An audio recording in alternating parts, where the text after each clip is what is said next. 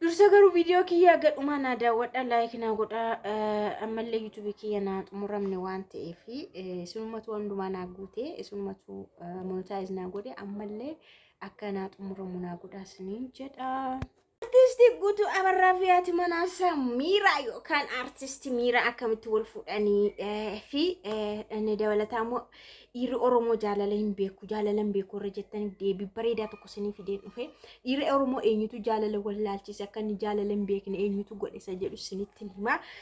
Dursa garuu artistii keenya beekamaa Guutuu Abarraa dhalataa mandii ta'ee sanu sabboonaa ta'ee intala bareedduu kana akkasii kan jilbeenfachiisee jaalala beekuu isaatiin jechuudha. Itoophiyaa yeroo sadaffaadhaaf dhuftee faana jechuudha. Kana jechuun jaalala sirriitti beekuu jechuudha ijoolleen keenya. Anyways gara kan isaanillee dhaggeeffataniitu garuu an yaada koo kanaan qabe ergaa dabarfachuudhaan dhufee jechuudha. Akkamidha nagaa sin gaafadheera beezimiira keessa galee maaliif baay'ee nama gammachiisa jechuudha waan isaan haasawaa taasisanii.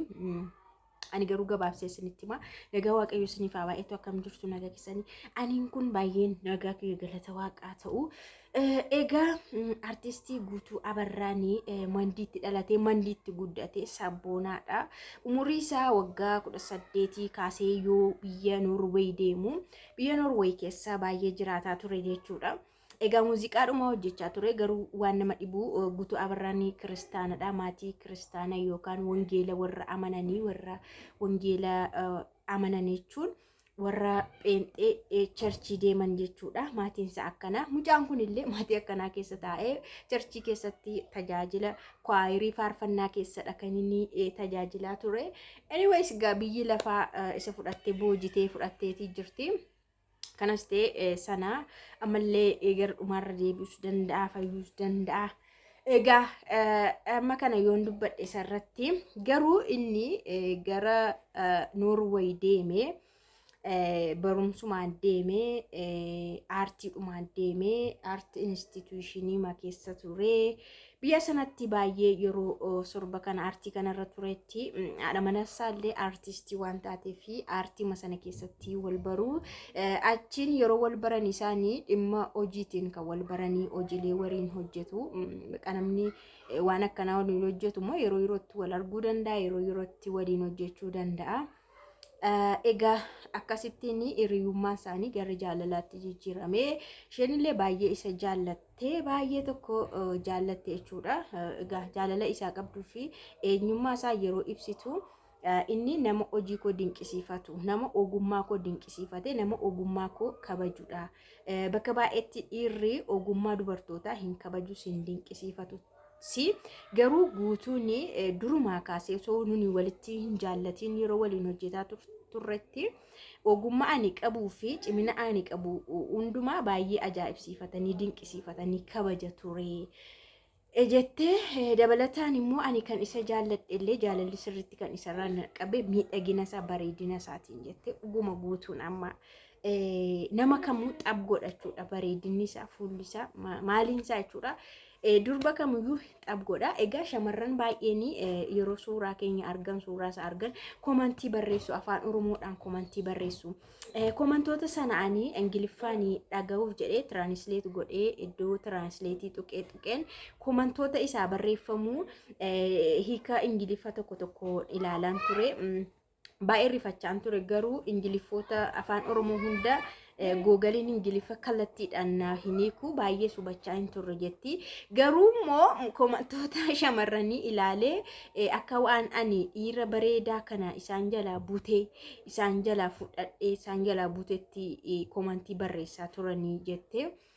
Haa ta'uyyuu malee Guutuun haala kanaanii kan walitti dhufnee inni abbaa manaa gaarii naa ta'e maatiin kiyyallee ana caala jechuudha ana caalatti boonanii ana caala jaallatanii maatii akkana bahee rummukoos isaanii hin mufannee lammii koo keessaa bahee gara kanatti dhufu koo isaan hin mufannee hin jaallatanii Guutuu baay'ee jaallatanii itti boonanii jette.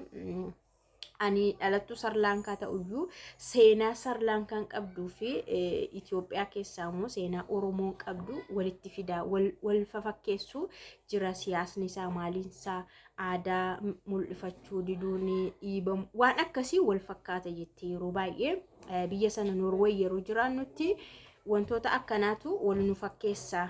Argitanii seenaa biyya kanaa seenaa Itoophiyaa keessaa Oromoon qabduu fi Sarlaankaa keessaa immoo jarri qabanii wanta wal fakkaatu jira jechuudha. Darbee biyyi tokko wal fakkaata seenaansaa, siyaasni isaa, dinagdeen isaa bakka itti wal fakkaatu jira. Aadaa ofii calaqqisiifachuu, afaan ofii calaqqisiifachuu kanarra siyaasni jiru wal fakkaata. Wanti wal fakkeessu baay'een waan jiruufi ani lammii akkas dhufee Itoophiyaa keessaa lammii kana Oromootti heerumuun koo baay'ee na boonsaa jettee komantii shamarran baay'ee yeroon ilaalu immoo otoo guutuu kana dhibba baay'isee yeroo 1000 baay'isee guutuu kana shamarranii kennee natti tolaa itti argitanii guutuu baay'isee guutuu oriijinaaliin isaa garuu ana irratti hafee guutuu koppii baay'isee shamarranii osoon kennee natti tolaa. Maaliif shamarranis yeroo baay'ee komantii isaanii yeroo ilaalu dargaggeessa kana ani irraa fudhachuu baay'ee natti gaddaniiru komantii isaaniitiin natti aaraniiru jettee guutuu oriijinaalii kennuu yoo dadhabellee guutuu oriijinaalii of birattan bifadhe guutuu isa koppii isa baay'isee osoo isaanii kennee natti tola ture too danda'ame jette jechuudha. Artistii Miiraan jechuudha. Itoophiyaa yeroo sadaffaaf hin dhufe ayyaana Itoophiyaa keessatti kabajamu ayyaana Oromoon qabu keessaa immoo ayyaanota Oromoon kan saayidee ayyaaneffatu keessaa irreecha baay'een jaalladha jettee sadaffaa dhufuu ishiiti jechuudha. Egaa asirratti dhiirri Oromoo yeroo baay'ee amma gara ergaa kootiin dhufe jechuudha. Ni duraan raafilee jechuun seensaa ittiin na seensisuuf anaasee dhiirri Oromoo jaalalan beeku jedhama. Dhiirri Oromoo garuu qallaalii jaalalan beeku. Kun warra adii akkasiyyuu xab godheetu of jala godhee fidee gashee jechuudha. Argitanii dhiira Oromoo jechuudha. Garuu dhiira Oromoo akka inni jaalala irratti hin xiyyeeffanne, akka inni sirratti hin xiyyeeffanne, akka inni namummaa keessatti hin xiyyeeffanne kan godhe isinuma jechuudha. Baay'een keessan warri himattanii anillee warra himatan keessaa tokkoon ture garuu amma yaada sana keessaa baheera. Amma yaada sana keessaa baheera jijjiirameetiin jira jechuudha.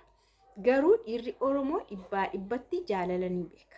Kun adii fuudhee adii faana kan jiraatu jechuudha. Eeshiyaa warra ta'an fuudhee kan jiraatu jechuudha. Lammiilee garaagaraa kan fuudhee jiraatu jechuudha. Kun immoo jaalala waan beekaniifi warri adiin nu dura qarooman waan ta'eef nu dura jaalalallee sirriitti beeku jechuudha. Waan hundumaa nu dura beeku jechuudha. Kunuunsa adda addaa beeku jechuudha. Jaalala keessa waan baay'ee barbaadanii irraa argataniiru jechuudha. Akka warri adiin sun haadha manaa isaanii jaalallee isaanii kunuunsanitti dhaqanii isaan kun kan keenyallee kunuunsanii ittiin boonameera jechuudha. Kanaafuu shamarran keenya yeroo baay'ee kan jaalala wallaalchisee numadha jechuudha. Nutu akka isaan nurratti xiyyeeffatan isne akka isaan faayidaa irratti xiyyeeffatan kan goone nudha jechuudha.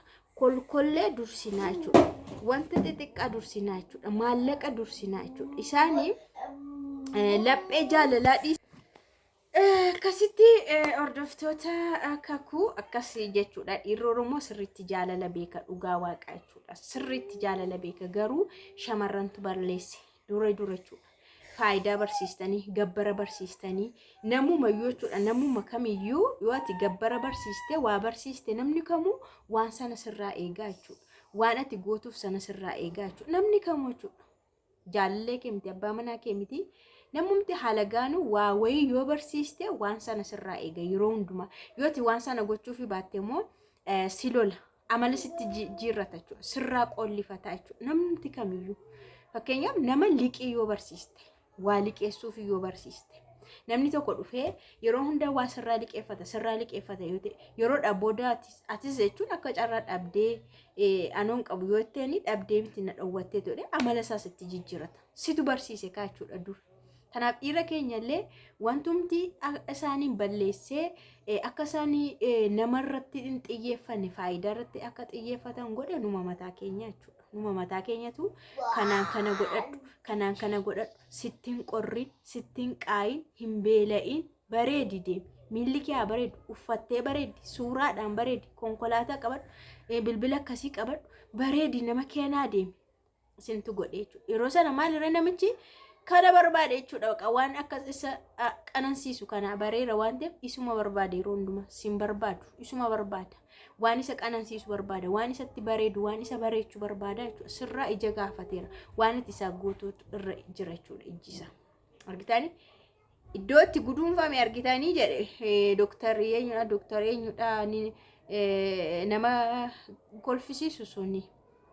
Fiqiree du'aa ishee godhu kan jedhu sun dooktarichi iddoo itti guduunfame argitanii jedhe. Oromummaa iddoo itti guduunfame isinii galee. Kanaafuu iddoo itti dubbiin guduunfame amma isinii galeera jedhee yaada.